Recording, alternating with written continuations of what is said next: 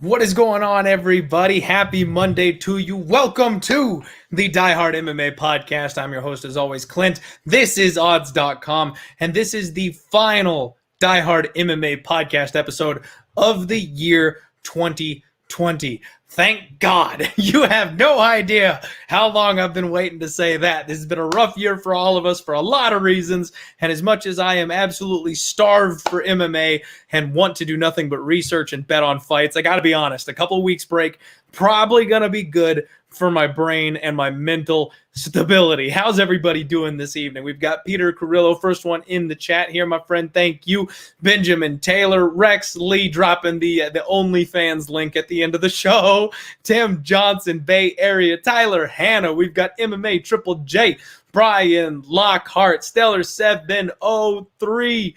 What is up, everybody? Thank you all so much for hanging out with me this evening. Naturally, this is a recap episode. We don't actually have an MMA fight to break down, so we're expecting, a shorter show. We're just going to have some fun. We're just going to shoot the shit. We're going to talk about some stuff for 2020 and wrap this thing up, put a little bow on it for the year. You know what I mean? So I'm not expecting a gigantic turnout and probably not a very long show.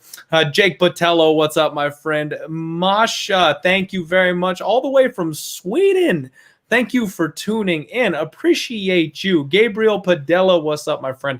How's everybody doing? All right. So you know what? The first thing, as you all know, full honesty, transparency, that's all that you're ever going to get from me. So let's talk about last week's card. We are coming off back-to-back the worst two events of 2020. I mean, what an awful way to end it, right? Like, we mount this giant comeback after starting with a gigantic hole to begin 2020. We claw our way back. We break into profit. We're looking good. We're feeling good. The reads are on. And then bam, bam, just back-to-back monster losing nights. Really tough to handle. So what I had was, let's see, the only winners on the night really were my totals. I ended up adding on the win in Arroyo over 2.5. That one cashed. I had the Chaos Pereira over 2.5, over 1.5. That one cashed. I was too scared to add the Greg Hardy Tybura over 1.5. That one would have cashed, although it was a little bit hairy there. Can you believe Tybura won that thing by knockout? Who would have thought, right? I thought that he was potentially going to win by submission after Greg Hardy gassed out, but I never really expected him to come through and end the dang thing with ground and pound. Granted, it was some of the weakest ground and pound we have ever seen, but Greg Hardy legitimately has an issue with that asthma. He needs to get that under control because that one round of gas just ain't going to work at the upper end of the division. Kanye Jr. joining us. What's up? I'm just Drew. Thank you for hanging out. Fireball and popcorn, my friend. So one thing I do want to point out, generally speaking, I'm rocking the Die Hard merch, right? You got to, pump my own stuff, smell my own brand here. Today, I am rocking the limited edition Touch 'em Up University Jamal Hill. Got the signature right there on it after his last knockout win there. Our biggest bet of 2020. I had to buy a shirt, had to support the guy, and I'm rocking it here on the show for some good feels to end the year because that was the one that we did go ahead and go hard on. Yeah, Mark Unkefer, my friend, how you doing? And then we've got Gabriel Padilla saying Greg Hardy versus Alexander Romanov. Holy crap. Like, yeah, if they're just done with him, if they've realized that he's officially a busted prospect, they just throw him to Romanov. Kill. Oh, my bad, Kane. Kane Jr., not Kanye Jr. Sorry, when the chat and the names go flying by every once in a while, you misread something. The brain plays tricks on people. Charles LaRoche, how you doing, my friend? So, let's talk about that card. I mean, we've got nothing to do but go ahead and talk about it and go over that. So, Jillian Robertson, that was a tough one. I know, like I said, I've made jokes, the whole Jillian simp thing, it's funny, but I really thought she was going to have the strength advantage. That was something that the whole game plan came down to her having to have the strength advantage. And Talia Santos apparently is just a physical monster because she controlled the grappling from start to finish in that fight. And that was something I was surprised to see. Jillian had a couple of shots at a few submissions, a couple of arm bars, but man, she got absolutely controlled and handled. That was very, very surprising to me. And Santos I continue to just be on the wrong side of Santos there. We got the Win Arroyo over. I'm a little sad that I didn't actually take the shot on Deron Win. Everybody was on Arroyo, and if y'all remember, I said it was too easy. It was too easy. There's always something wrong when it's too easy. Whenever a line comes out, the odds makers, the bookies, they don't get paid to mess that stuff up. So when a line looks like it should be minus 700 and it's like minus 110, you're like, maybe don't jump on it. All right. You know what? It's review. I can. Shout out to Otto and Maddie. Thank you all for tuning in. I appreciate you very much. Yep. So that was a little bit rough. And Beach Boss, that's what's up. Got to do it, right? It's that time of year. Seasonal. Let's go. All right. Merry Xmas to you as well, Eddie, my friend. Appreciate you there. So yeah, we ended up not doing well on that one. And Marlon Moraes by submission. I shouldn't have added that one on. Rob Font was the side that I was looking at early on in the week, and then I thought the danger of the ground game. You know, honestly, Moraes had that guillotine. He went for it a couple of times. He was utilizing the grappling. I read that fight to perfection. I just decided to bet the wrong thing. If I had just stuck with my initial read of Rob Font being able to take over later on, you know, obviously he ended up getting it done by knockout. Marlon Moraes is officially, like, let's label him shot. That chin is done. It's gone. There's nothing else you're going to be able to do for it. But instead of just playing Rob Font straight like I had originally planned to, I thought that plus 650 was a little too attractive. And I thought there was obviously a chance Moraes could get that submission. He nearly did. So if we're talking about value, yeah, we had value on that submission prop, but at the same time, I just ended up on the wrong side. I talked myself into chasing that line. So bummer there. Alex Morono, what are you going to do? He was 1-1 going into round 3. We had a big plus 160, plus 180 underdog, and that's exactly what you want. He was competitive. He was doing everything he needed to do, and Anthony Pettis dug deep in round 3, and that's honestly something that I disrespected Anthony Pettis a little bit there. I didn't think he was going to dig deep in round 3. I didn't think he was going to be able to dig deep in round 3. Really thought that he was going to just kind of give it up and let it go, and Morono would take over. But the opposite happened. Morono got stuck on his back, and somehow Anthony Pettis, of all people, was able to hold Morono down. Not something I ever expected to see. So took a hit there. That sucked. And then same exact thing with Jose Aldo, right? We doubled down on Marlon Vera. I've never seen Jose Aldo look that bad on the scales, and it was another 1-1 going into round 3 situation, and Jose Aldo did exactly what he had to do. He got on his back, he held him down, he never let him go, and he just rode out the third round. I mean, those are both situations where we came out on the wrong sides of those bets, but I don't regret making those bets whatsoever. Both of them were absolutely live, but just didn't quite pan out for us. Bummer way to end the year, especially with Neal in the main event. That was frustrating because Jeff Neal didn't do anything I thought he was going to. His game plan was awful. He got completely shut down, and that was a yikes fight for Jeff Neal. That was rough. And yeah, you know what, Kane? He was absolutely going to get in there and go for it. And, the same thing with Morono. Morono ended up on his back, obviously, but both those guys were looking for the win in round 3. So I actually really enjoyed those little round 3 sprinkle props like we did, but they didn't quite end up coming through for us. So I do want to go ahead and do the official record at this point. 2019, which I know, a lot of you weren't following me at that point. Once I got on here with odds.com, we really took off, and I owe them a massive debt of gratitude. We've been a great partnership. They've been fantastic to work with. Everything's been great since joining up with odds this year. But 2019, I ended up plus 19.88 units. I had a really good year. My first year doing the podcast, my first year really putting myself out there and, really putting my bets out for everybody to tail and follow and see and track and stuff like that. 2020, after these 2 rough back-to-back weeks, we're going to go ahead and end minus 10.86 units. So since the birth of the podcast, still up technically, but it feels really rough coming off of 2020 down over 10 units when the goal was to try and hit positive 50 units for the year. So really went the wrong direction there. But you know what? I want to go back to something that I learned. A lot of you may know, I've talked about it a couple of times. Poker is what got me into gambling, right? I started off gambling as a poker player. And one of the things that I really took to heart and learned from the get-go was that in poker, you either win or you learn. There's no such thing as losing. you're giving money away, but you've got to take a lesson from that. And in sports betting, it's maybe a little bit different because obviously there are situations where you've just got to shrug and be like, there's nothing I could do. There are bad beats, shit happens, but you've got to be able to take away a lesson and learn from it. And that's what I am planning on doing moving into 2021. The three things I've come up with that we've learned in 2020 is that I fire too many bets.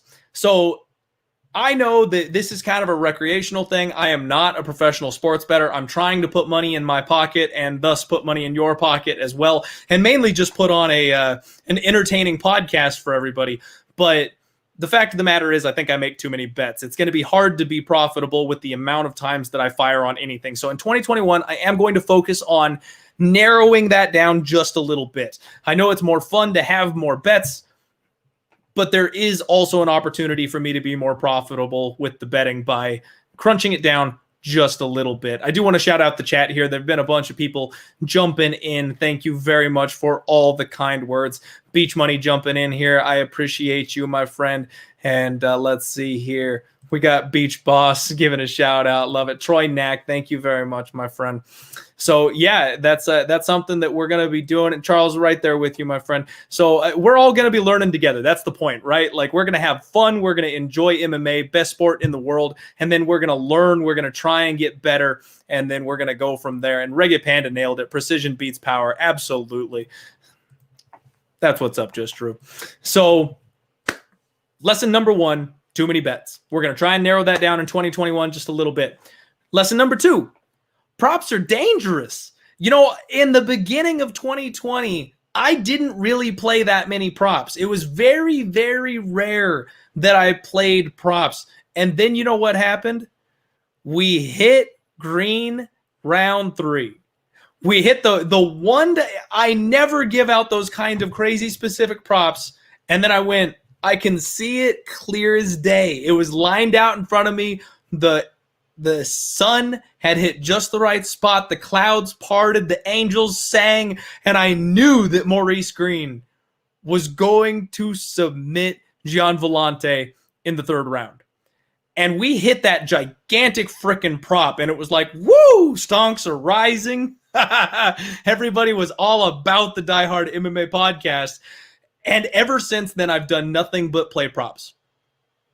That's the casual bettor in me. That's the non-professional bettor in me. Ever since I hit that one, I've been craving it. I want that feeling back. I've been looking for opportunities to fire on those spots. And you know what? The fact of the matter is most of them are not hitting. And it's turned into a thing where I am regularly, even this past card, I am regularly just playing those round 3 props every time I think somebody's got the finish. Yeah, Brandon, we hit the Jan round 5 prop as well. See, and that's one I actually kind of like those. In the main events, in the 5 rounders, sprinkling rounds 3, 4, and 5, I'm probably going to continue doing that. I do like that, and I think that's something that I'll continue doing because in the title fights, there's more of an opportunity for that finish to come later because the fighters are stretching themselves out further. But especially like the 3 rounders, especially when I'm talking about sprinkling rounds 2 and 3 of a 3-round fight,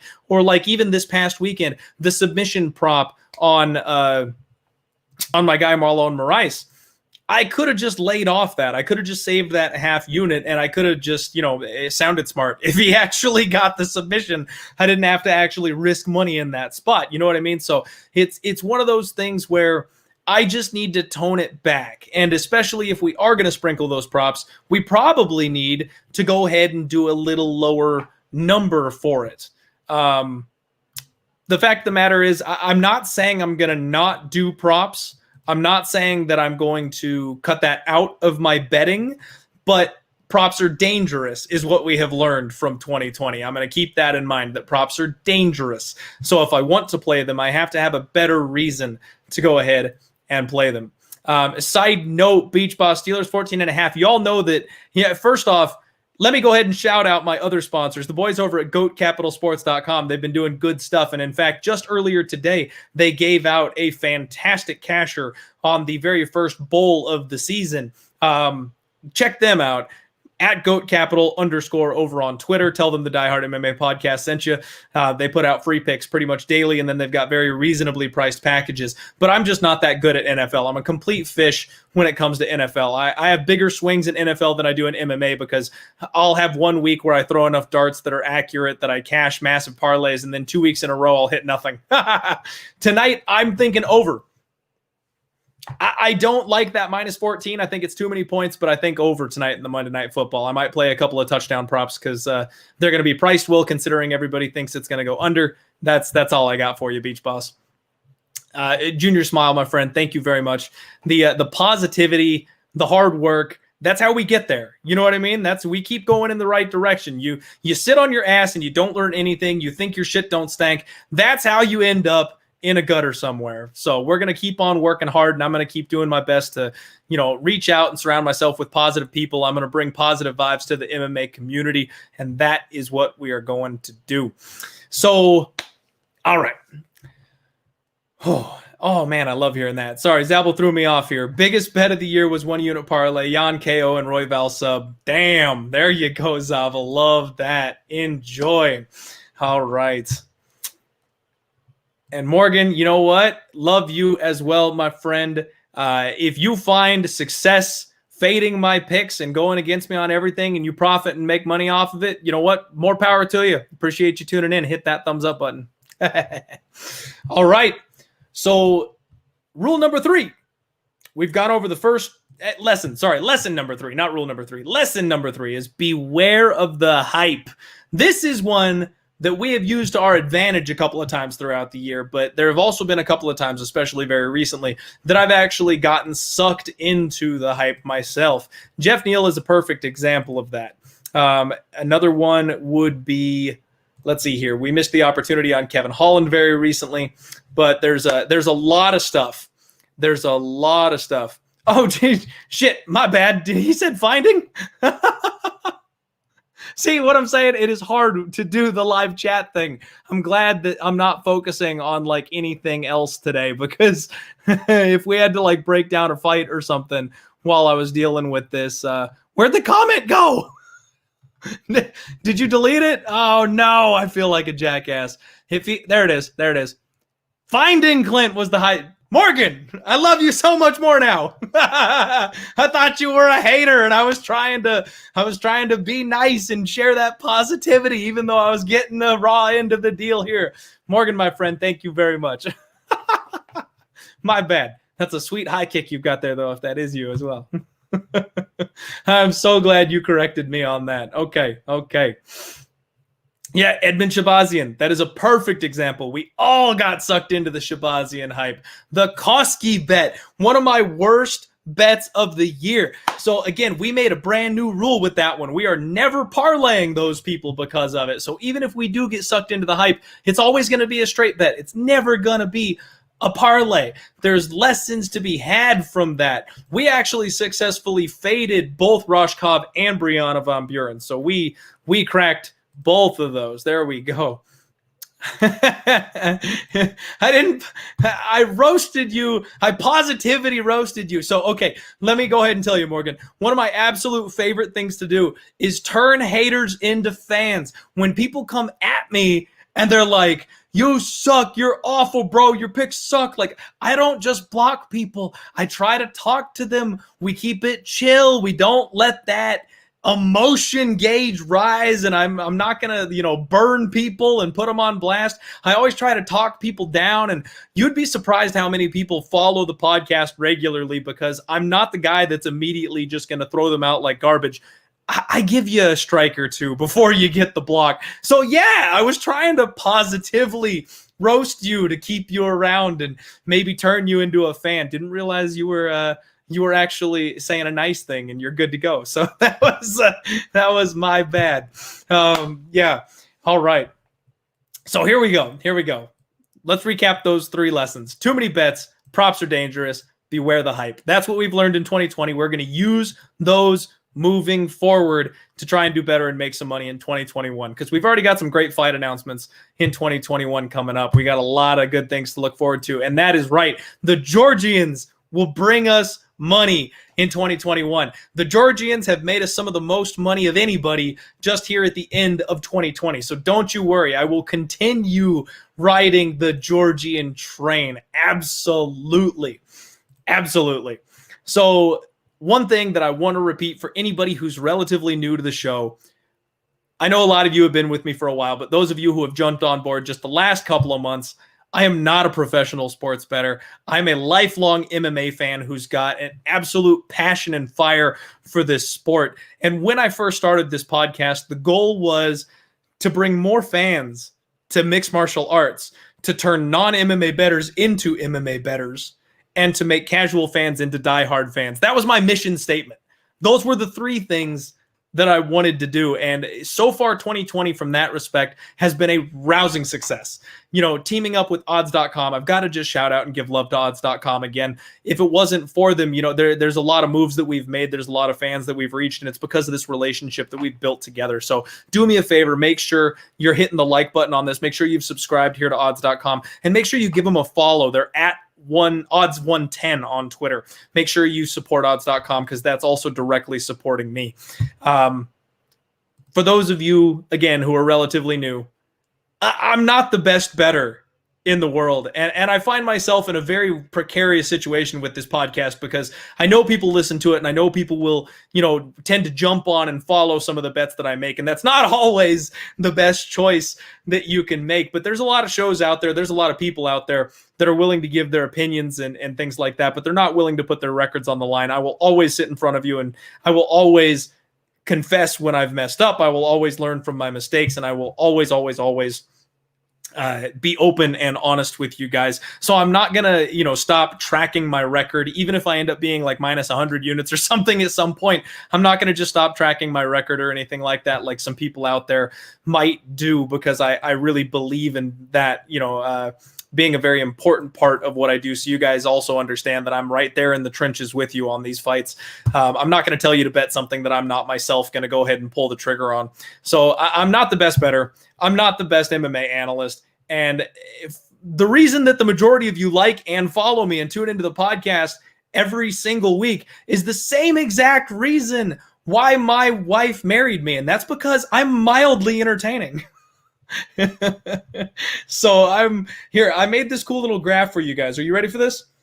You ready for this? Boom. If you want to find a personality or a podcast that is trying to be a serious sports bettor, but is also a degenerate gambler and is mildly entertaining, you have the perfect perfect spot right here at the Diehard MMA podcast. That's me right there. Okay, here we go. So what I want to go ahead and talk about is fight of the year. So my whole goal today, again, we're going to do kind of a shorter show because we can't quite get to everything. Whoop, I froze there. Shoot, my camera. There it goes. All right. I want to go ahead and talk about just some of the, you know, the usual year-end wrap-ups, our favorite spots, our favorite fights, our favorite bets, you know, all that kind of stuff. That's what we're going to go with. So first off, you know what? I'm not going to start with fight of the year. Thank you, Toast. Everybody in the chat, what was your favorite podcast moment of the year? If you can just think back over the course of 2020 or, you know, the last couple of weeks, if you've jumped in, I want to see the chat. I want to see what your favorite moment of the Diehard MMA podcast for 2020 was. Honestly, for me, I think it might have been the time I accidentally called Parker Porker. And I lost my shit live on camera. I was laughing so hard my sides hurt because I called the fat guy Porker by complete accident. That was that was a good one. Yeah, okay. Aiden Levin said that he would let me marry his daughter if I mentioned him. That was a fun moment for me. Nick already jumping in here. We got the Parker Porker situation. Phil saying the Polish power shot. All right. Matt Holt being on the show. Matt is one of my favorite guests. Don't you worry. All the guests and personalities of the Diehard MMA podcast, they will all be returning in 2021. All right. And then Charles LaRoche saying that Locke was the best moment. I'm so happy. You know what? Me and Locke have been, we've been arm's length Twitter friends for a long, long time. And we've never really gotten together and chopped it up. And now that he's here with Odds and he came on the pod and stuff like that, that was fantastic. I love that. All right. We got a couple more votes for Porker. All right. And yes, Toast. All right. When I thought Luque wasn't a lock, I learned my lesson. That's another rule that goes on the Diehard MMA short list of rules, is that we just simply don't doubt Vicente Luque anymore. Happy holidays to you as well, my friend. When my wife came in and yelled at me for talking about Jillian Robertson, that was a good one. That was a good time. Okay, rocking the Yotes jersey. Hockey's almost back. Can't wait for that. I'm a little sad that football season's wrapping up, but at least hockey should be coming back sooner than later. Yeah, when Sam Alvey didn't know a single fight on the card. So I was talking about this just the other day. I've sworn off doing UFC fighters. I'm not doing UFC fighters anymore because more often than not, they just don't break down fights the same way we do.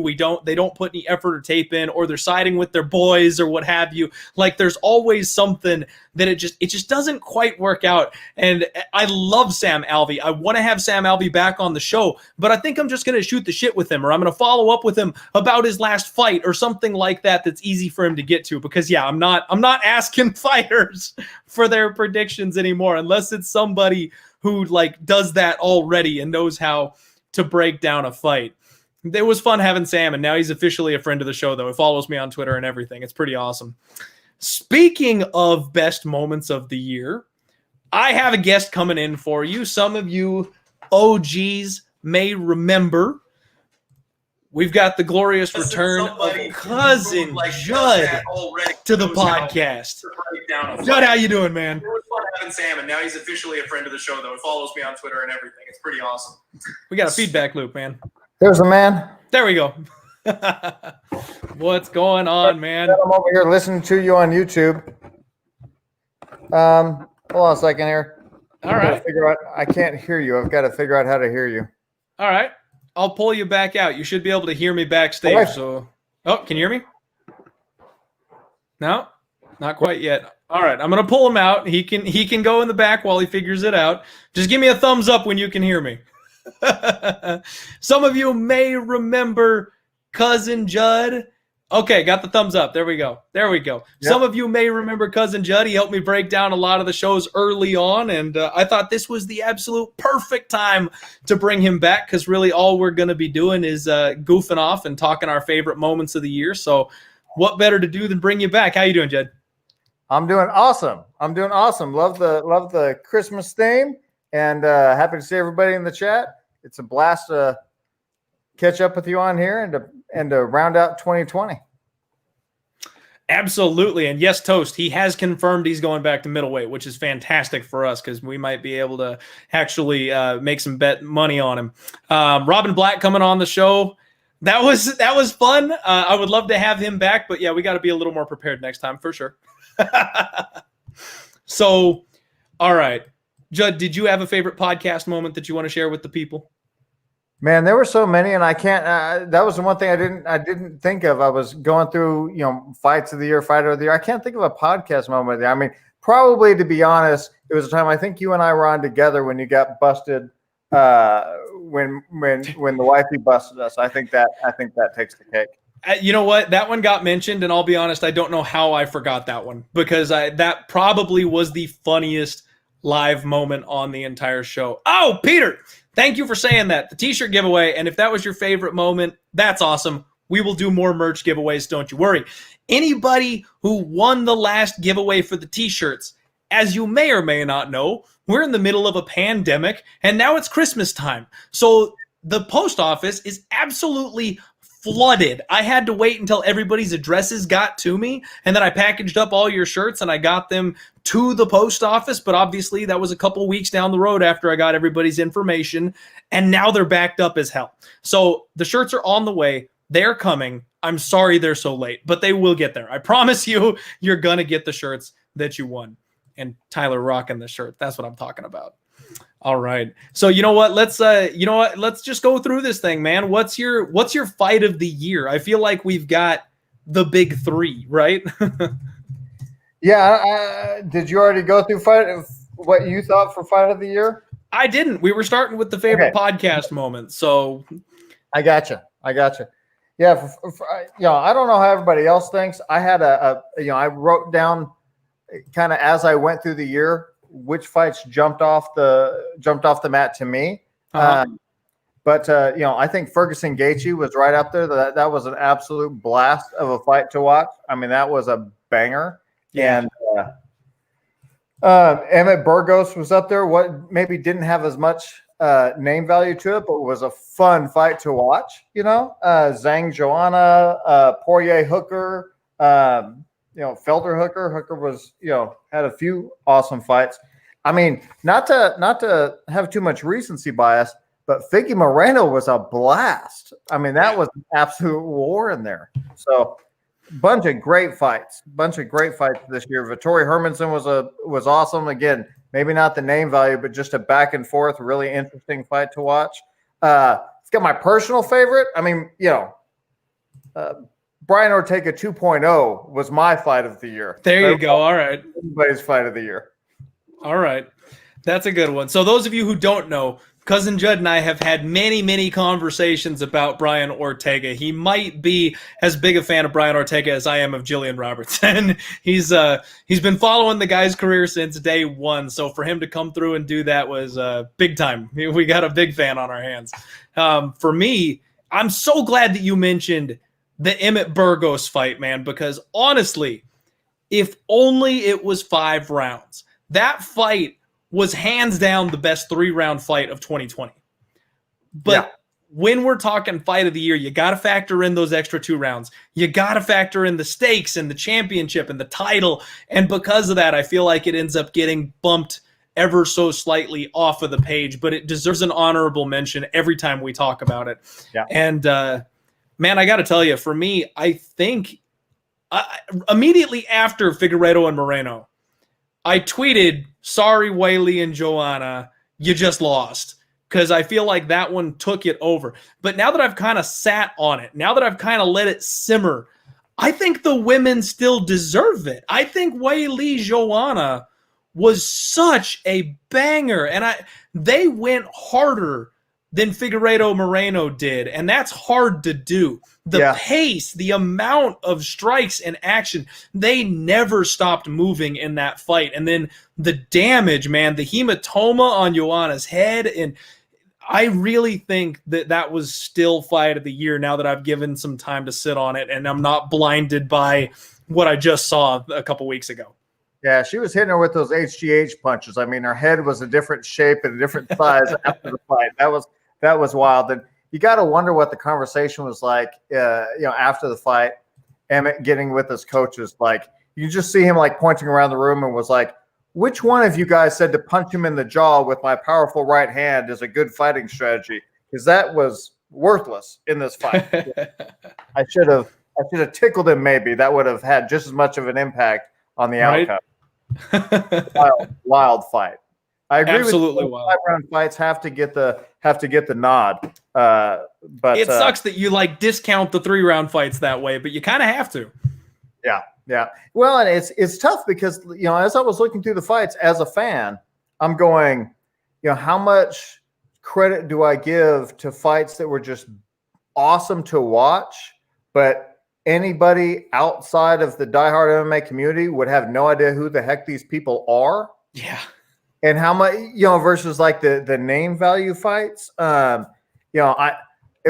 got a kick out of watching Jessica Andrade and Rose go for the second time. That was a really fun fight. And that was fun. Who Rose is and whatnot, that one was elevated to me. Volkanovski Holloway 3 or 2 was awesome. 3, I'm getting a little ahead of myself there. But there better be 3. But there were just some great ones, and like I said, I don't know how much. It's an interesting one how to play that.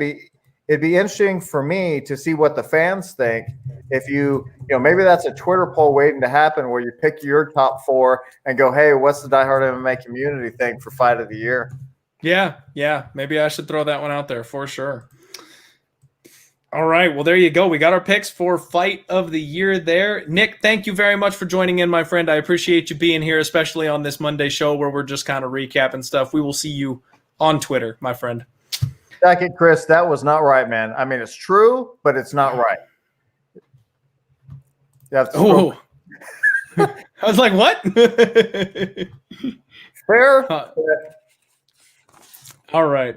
So for the next one, I want to know, man, and the chat, anything I ask Cousin Judd, it goes for the chat. All today is going to be the interaction. So make sure you guys get in here.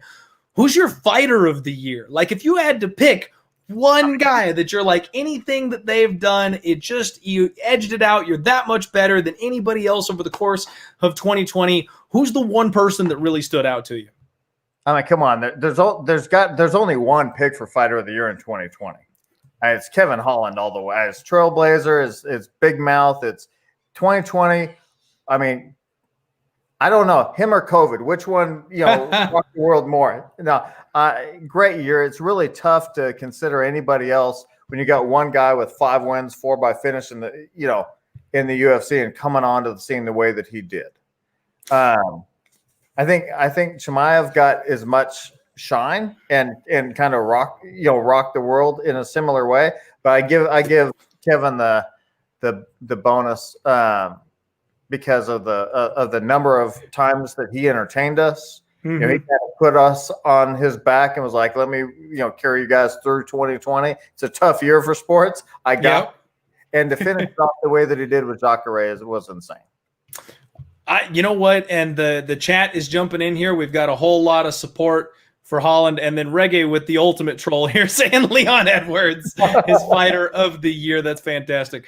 Colby Covington, you know what? If he was more active, if he had fought more, he maybe would have a case, but I just don't feel like he did enough there. We've got another Holland vote here. And honestly, see, Reggae's got it here because the 3 frontrunners, in my opinion, were Figueiredo, Khamzat Chimaev, and then Davison Figueiredo. And for me, Khamzat, he lit the world on fire, man. That kid is something else, and I cannot wait to see him in 2021.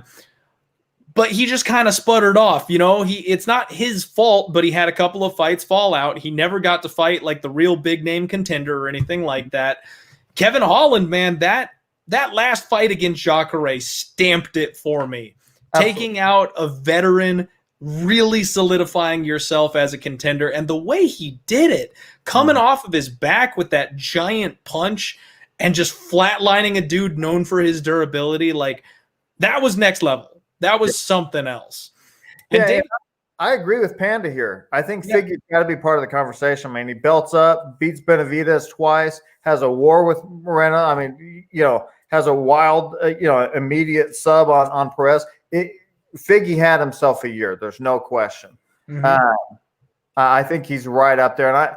And Chimaev, it's got to be part of the conversation. I mean, to some degree, we haven't really got to see him because we haven't seen him tested in any way. I mean, watching him fight, no disrespect to his competition. Got to have respect for anybody who steps into the octagon, especially once they make it to the level of the UFC. But watching him fight in 2020 was like watching guys hit at the home run derby. I mean, it just looks, he's on such a different level than his competition. I thought we were going to see something in the Mearshard fight. I was completely wrong. I mean, that was insane. Yeah. I can't wait to see him against the top of the division. That division is going to be really fun. Yeah, wild introduction for a new fighter. Absolutely. And the only reason I feel like Figueiredo maybe lost out to Kevin Holland, because you'd think with, the title implications rising to the level of contender and then actually taking the belt, like that should do it for you. Any other year that would do it for you. And even though he's in talks for fight of the year very recently in his last fight, he went to a draw, man. And I feel like that's got to be said. Like, he didn't win his last fight. Half the reason he was in fight of the year was Moreno. Like, you can't give all the credit for that fight to Davis and Figueiredo. So I feel like that draw really just kind of edged it ever so slightly for me for Kevin Holland, even though he didn't get a belt wrapped around his waist. Yeah, it was. I mean, that was an absolute brilliant fight. I mean, I'm watching the TV and said something like, I feel like I'm watching, the final fight in Rocky IV, and my TV is off because the guys look smaller and browner than in the original. But I mean, that was just a back and forth slobber knocker. And Moreno absolutely did his best Sylvester Stallone impression, where great, hit me with the brick over the face, and I'll come back with a 2-3 punch combination and act like I didn't feel it. That was insane, because when Figgy touches people, they can't do that. Yeah, that was wild. And you and I have been big-time Moreno fans for a long time. Yeah, I didn't expect him to be able to hold up to that. I did not either.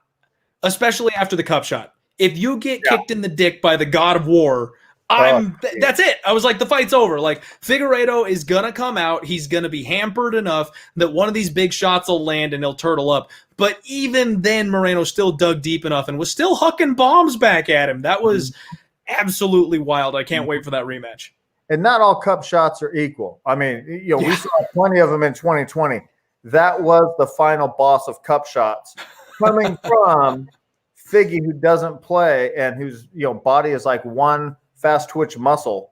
It just Brandon Moreno's for real, and man, that kid is young and he's hungry and he just keeps on surprising me every time. I told you this the other day, but I'll say it for the fans.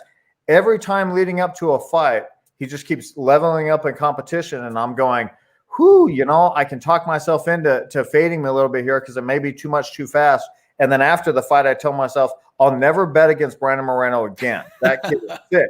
And then he fights Moreno, or then he fights Royval, and then he fights Moreno. And I'm like, for crying out loud, kid, I keep telling myself I'm never going to bet against you again. Next he's going to take on Thor or something, and you're still going to do it. Yep.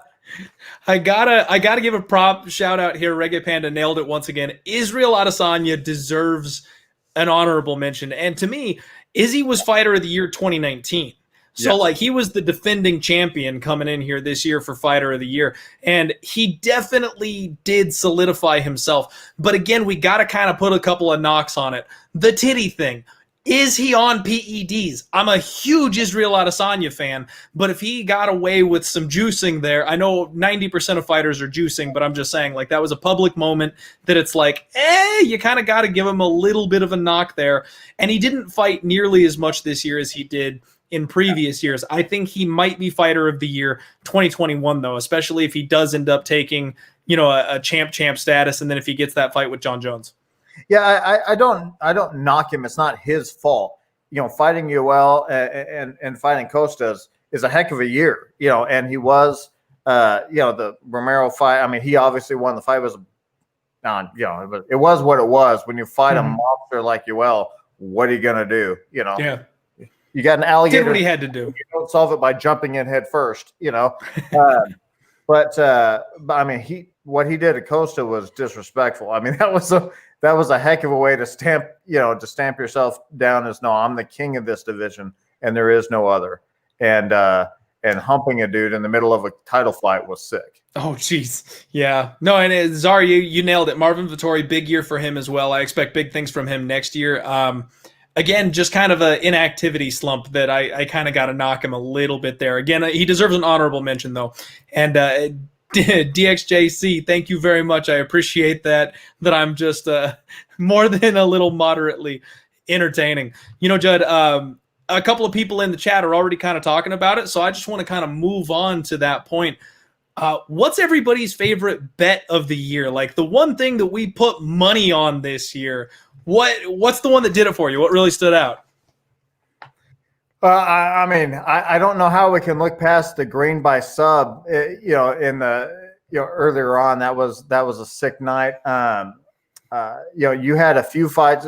I mean, you on Khamzat. I'm like, I want your crystal ball when it comes when Khamzat fights. I mean, I'm undefeated on Khamzat. I was gonna say, and it's not like you're just betting him straight as an 85-1 favorite. You're picking his finishing style, so we can actually afford to put something on the fight without having to mortgage the house. and you just kept nailing it. That was awesome. That's a belt that I am very, very proudly going to be rolling into 2021 with, and I'm going to see if I can keep that train rolling. I'm going to track my individual Khamzat Chimaev bets, and I'm going to credit the beard, the fact that I swagger jacked him here. Yeah, that's got to be it. That's got to do it. And you know what? We've got a comment. I got to scroll back for it. I was trying to save it for this moment. Boom. The Kama Death Star Worthy against Luis Pena. That one is absolutely my underdog bet of the year. Calling that one, going 2 units deep on it, hitting it hard, and being just uber confident that that was the right side. That's something that, kind of like we talked about, I don't know if you were able to listen earlier, Judd, at the beginning of the show. I said I played way too many sprinkle props throughout the second half of the year after I hit that green by sub. Thing. That is the joy of my life. Yeah, from a betting record, sure. But, From a financial standpoint and then the betting record, I got suckered in off my own success. And the same thing happened with Kama Worthy. Last weekend was a perfect example of it. I had not one, but 2 underdogs that I took 2 unit shots on. 2 unit shots used to be this glorious and special thing that when I went 2 units deep on something, you knew I was freaking for real. Now I've got 2 units every single weekend and sometimes more than once. And I think that the success on this particular fight, while it was the best underdog bet I've made the entire year, suckered me into that. And I've got to kind of rein that back in. And you got to it for me, Reggae Panda. The reverse. My favorite bet of the year was Otman Azatar because we had just backed Kama Worthy and the whole world was overly high on Kama to then reverse and hit with the counterpunch from the other side and take Otman Azatar as an underdog because people bet the wrong guy so hard. That was, I feel like, my crowning achievement of 2020. That was pretty sick. And I'm trying to remember. I remember how excited I was, but I can't remember if you had gone official when Covington fought Woodley. I believe we sprinkled rounds 3, 4, and 5. And when he finished, I mean, that was an awkward finish, but I was so happy to cash that at the end of the card. That was quite nice. That was the gambling god smiling on us for sure, because we definitely didn't deserve that. Yep, there it is. Dimitri got it. Colby round 5, because we maybe didn't deserve that one, but we got that light shown on us there real quick. Yep. That variance has to flow both ways. Absolutely. Oh man, it was so fun. I went through a list just recently of all the bets that I made over the course of the year, and I made a list of some of the bad bets that I made. We're not gonna go over the majority of those, but I do want to just point out the bet that I made in 2020 that I feel like is the number one worst bet that I made the entire year, Jed, was when I tried to bet Frankie Saenz against Jonathan Martinez. I'm sorry, what the fuck was I doing? Like, even so I know hindsight is 2020, right? Like, we can always look back and make a better call, but I'm looking back like, dude, like, what did you do? That was the dumbest move I've ever made, and I can't justify any of the thought process that went behind that one. I gotta tell you, if you and the rest of the chat could see the history of my bets, you could probably find one of those every weekend. If you like, so I'm not going to give you too much grief over it. Toast is on me all day today about the Vicente Luque. It's been etched in stone, man. I am Moses. I have my tablet, and I have chiseled to stop fading Vicente Luque. Yep. That is absolutely one of the things I have learned over the course of 2020. And yeah, you know what? The Molly McCann one, that was a bad result. I don't think it was the worst bet, because if you remember, we bet her at even money. We got minus 110 on Molly McCann. She closed like minus 220 or something crazy. That wasn't the worst bet of the year. It was an incredibly bad result. Right. But I wouldn't put it in the worst bet category. And you know what? I know I'm probably hitting you with a curveball here on the on this one. I don't know if we talked about it before, so you might need a minute to think. But I wanted to talk about bad beats. If anybody in the chat has your MMA bad beat story for 2020, I can kick us off so you've all got time to think a little bit and look over your notes and stuff like that. My absolute worst bad beat of 2020 had to be Diego Sanchez taking the damn illegal knee over Michel Pereira, because that was my smash spot of 2020. But that was before I jumped on with odds.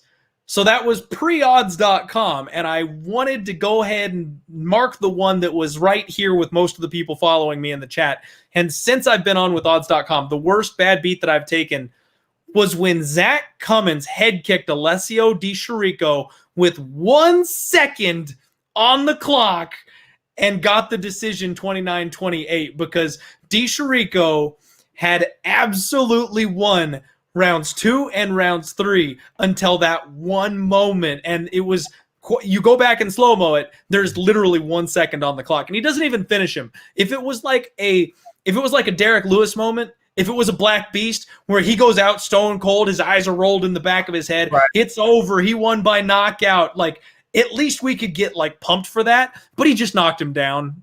Like he didn't even finish the fight. He just knocked him down, and that was enough to steal that third round from me. And that one still hurts.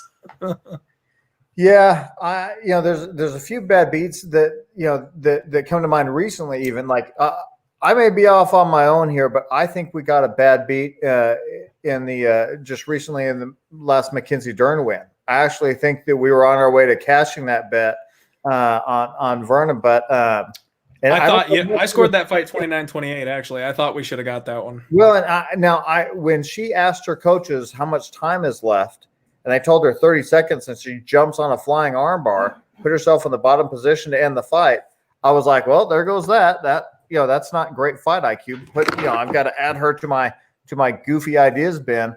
And then obviously I'm arguing against myself here, but when Royval's shoulder pops out, oh my gosh, I was bummed as well and felt like that was a bad beat. Who knows what would have happened? I mean, obviously that fight was not exactly in Royval's back pocket leading up to that, but I thought he had a chance, and I liked our odds on it for sure. Yep. We, you know what? We're getting some really good ones here in the chat. The Bobby Green robbery, that one jumps out pretty big. That one hurt pretty bad. Reggae, again, give it a great shout out here with the Joe Duffy submission upset over Alvarez. That was like a 3-1 underdog. That was a good one too. That one was fun. We do need to remember that one. But the Czar, I feel you here, man. Alonzo Minifield, I thought it was going to take one more good pop to kill Devin Clark, and he couldn't muster it up for 2 full rounds and got ground out. That's a tough one to lose as well. Keto, the Jai Herbert one, that punch coming out of nowhere from Trinaldo, and it wasn't even on the chin. It was like on the top of his dome, and somehow he still hit him hard enough to knock him out. That one absolutely sucked, but I think Nigel Lee might have the best answer out of everybody. And the worst bad beat for all MMA fans around the world is Chris Lee's judging. It's insane. It's, I somebody did give me a good theory the other day. They're like, do you think that somebody's convinced him that the fighters are like, he's got the names of the fighters wrong? You think like somebody took a picture of one fighter, put the name of their opponent underneath of it, and so that's how he's scoring these cards? Outside of that, I don't know what to think. Yeah, man, I'm convinced he's the guy that Joe Rogan was yelling at for texting on his phone back when KGB was fighting that night. That, like, I'm tempted. I want to go back and look and see if maybe that was actually him, because he just doesn't pay attention whatsoever. And you know what? I actually looked into what it takes to become an MMA judge. Obviously, I can't do it because I like sports betting too much, and I have a podcast, so it's a conflict of interest. They'll never let me do it. But I looked into what it takes, and you actually have to shadow an established mixed martial arts judge for 6 months, 6 to 9 months. You attend an MMA event, you sit in the seat behind the other judge that's already a judge, you both score the fight. That judge then reviews your scorecard, and you have to have adequate scoring numbers for 6 to 9 months before you get approved.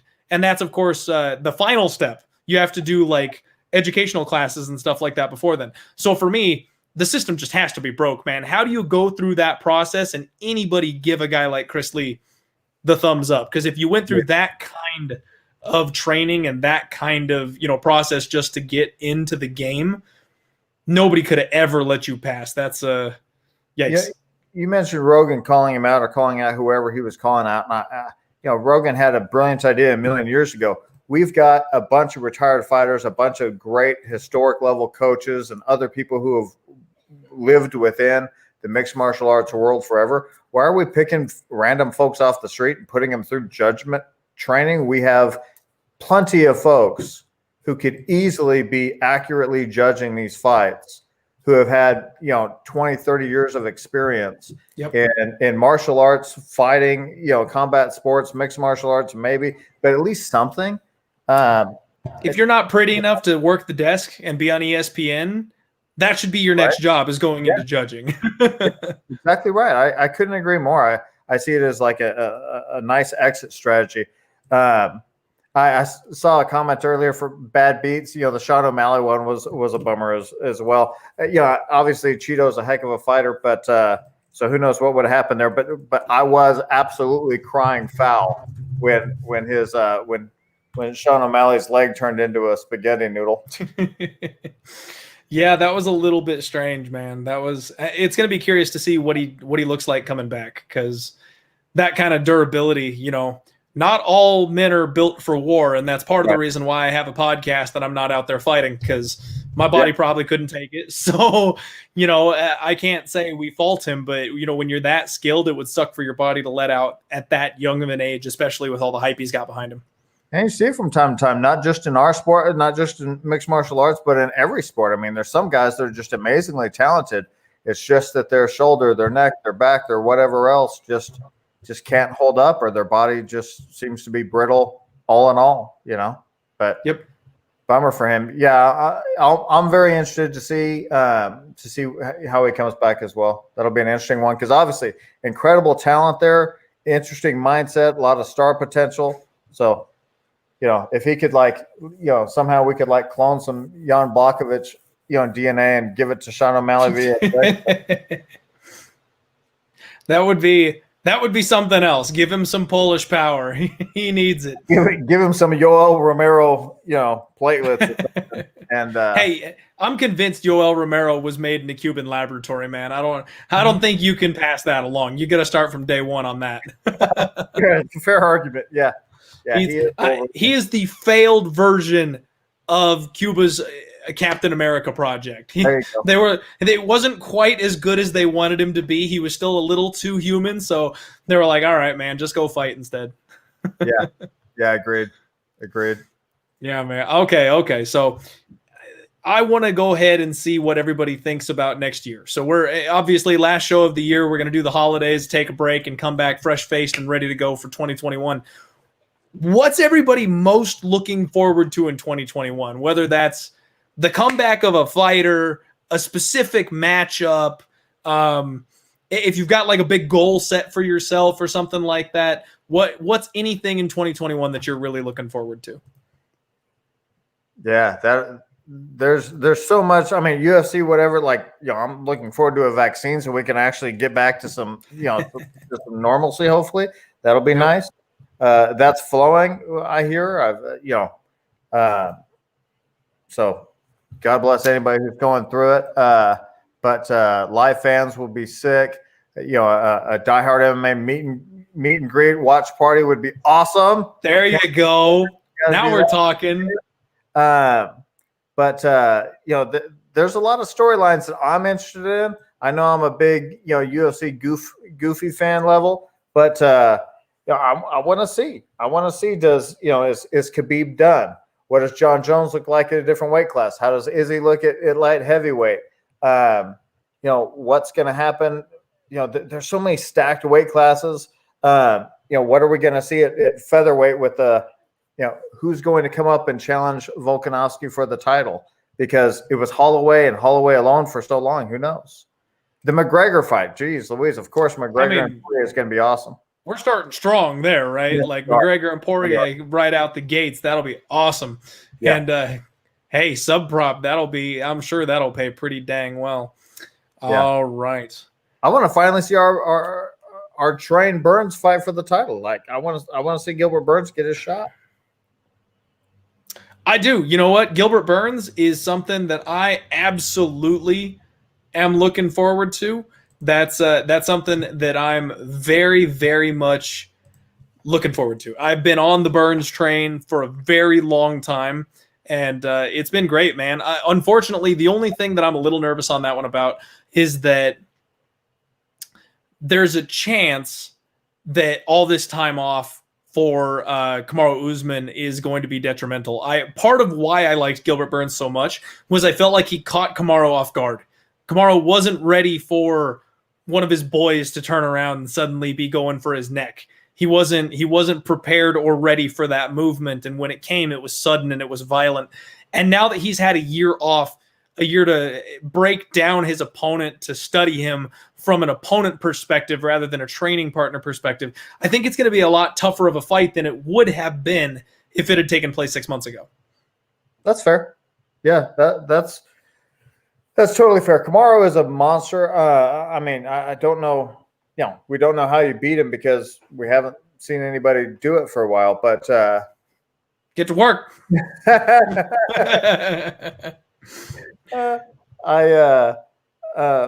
Shout out the bro and the brosome daddy right there. There you go. One of the things that I always get such a kick out of is when you have a reigning champion who rules for a while in a division, and then they leave either through retirement or they finally get beat or they move on to another weight class or what have you.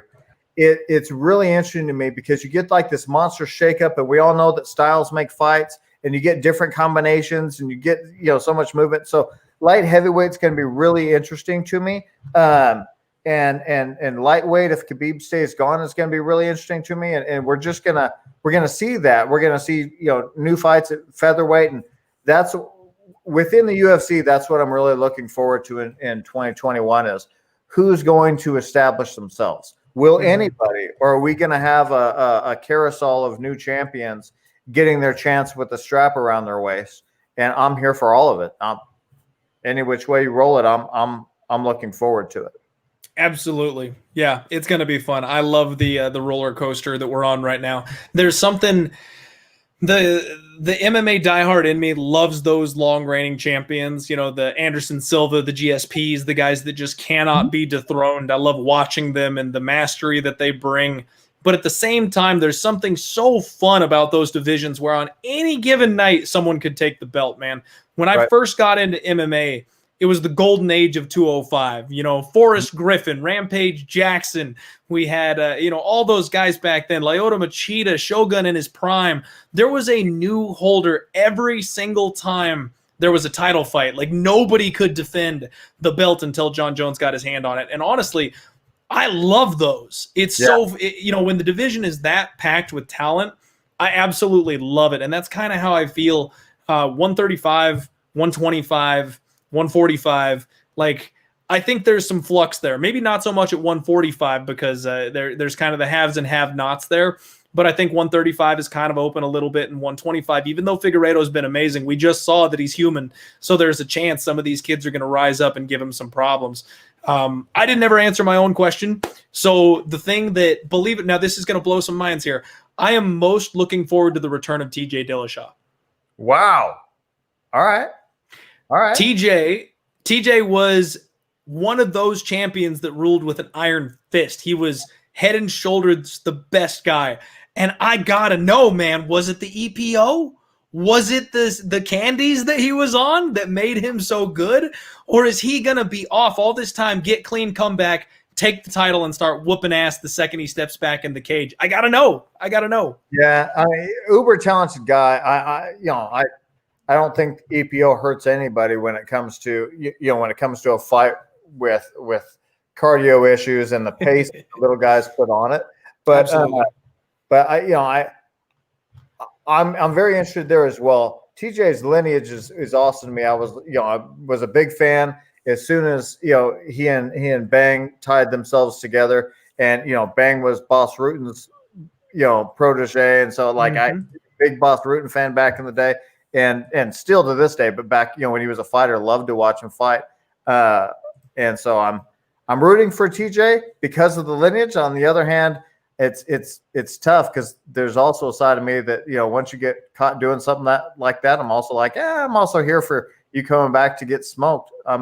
Either way we roll it, I will be tuned in. I will be watching. I can't wait to see. Has he got a fight lined up already, or he's basically just calling people out? I don't believe he's signed to a fight or anything like that, but he's basically calling out the entire division. And I'm kind of there with you. I'm not a fan of the steroid use, especially the EPO, the unfair advantage that it gives you.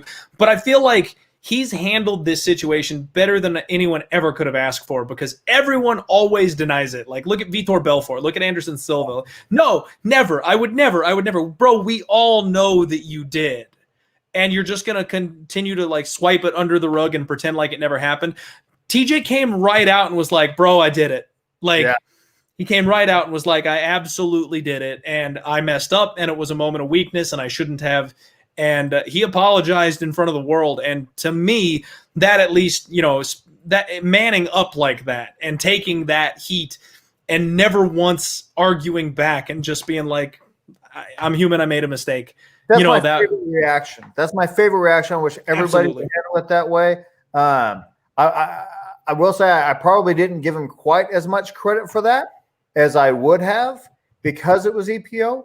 If he had been caught with a tainted supplement, or he had a little bit of testosterone in his system above where what he should have, whatever, and he came out and did that, I'd have given him all the credit in the world for stepping up, facing the music, belling up to the bar, and admitting to us. Nobody trips, falls, and lands on EPO. EPO is a thing. Very true. Right? You can buy EPO at GNC and not know it, So yeah, a little bit different game, but I still appreciate it because he could have. Not me. It was a bad test. Yeah. I do give him credit for it. Well, and I think you nailed it, though. The number one thing we should all be looking forward to is hopefully a Diehard MMA hangout. That would absolutely be the coolest thing.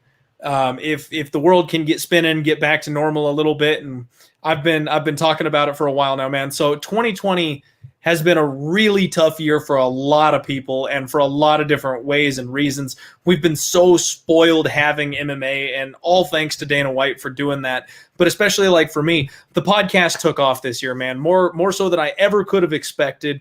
I've got the best fan base out there that I could ever ask for. And if it wasn't for all of us being shut indoors and all the extra eyes on MMA this year, because it was the only sport around, I probably wouldn't be nearly where I am today with it. So I got to be grateful for that.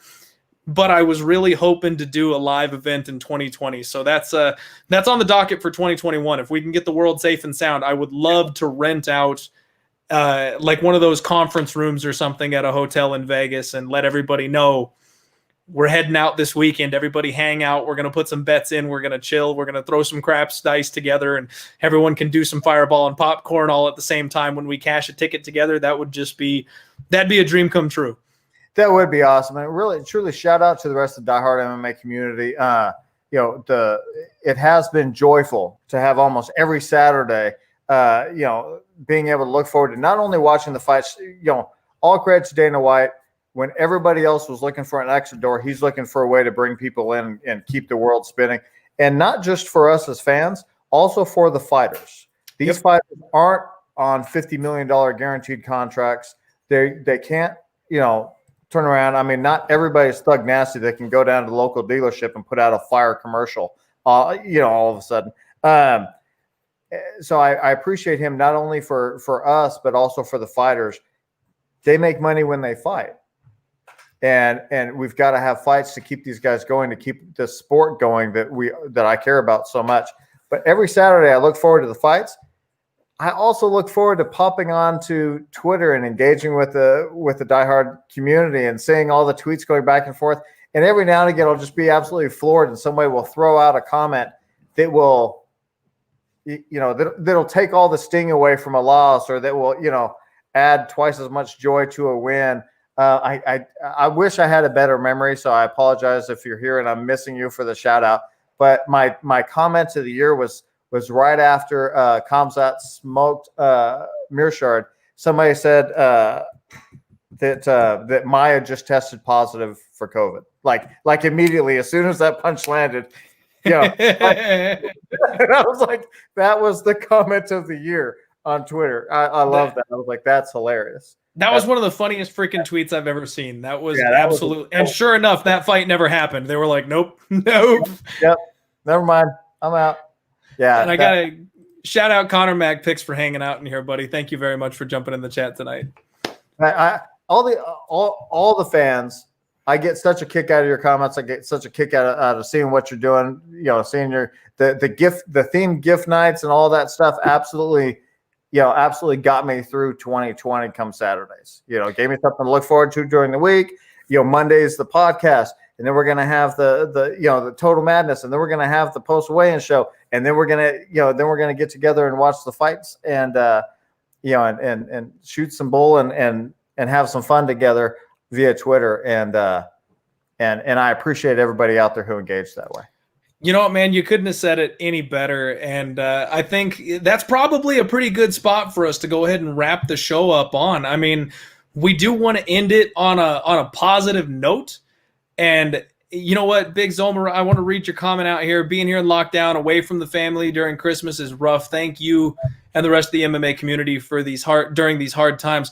That's what it's all about, man. And I've got to be just so grateful to everybody for everything they've ever done.